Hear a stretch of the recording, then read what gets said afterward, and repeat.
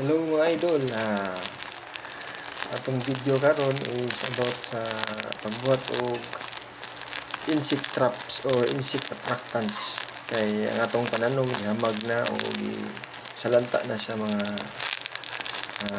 piste o mga mananap. So ang atong buhaton karon is mga tay kinahanglan nato is sa kalitrong suka, 1/4 nga sintral pero mas maayo ta ani tulugay o mas kubado o molasses.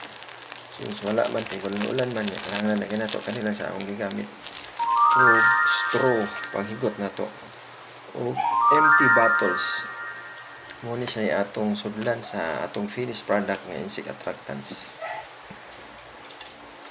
Atong ihabo ang mga suka mga idol sa kasirola. Ato na siyang initon for 15 minutes kapag na-evaporate siya. So ito yung mix ang sintral o mas kubado o molasses unta mas maayo o katong tinugay.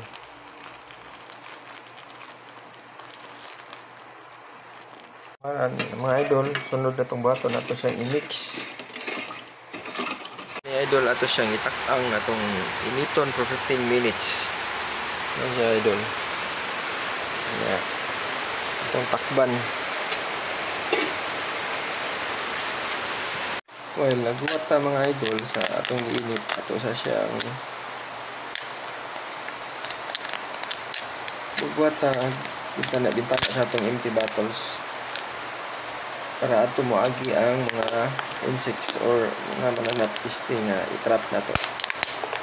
Ngayon ani na mga idol. Balance na to or di magtakilid o mag-uwan di masudlan po ng atong empty bottles, di masaglag tubig. So huwat lang ta nga mahuman to atong ipabukal. Ayun, isod na to dari, pabugnaw na to kadiyot, isod na to dari.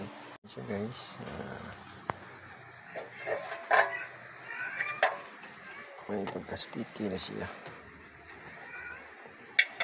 Ako na siyang pagungon atong ipabugnawon.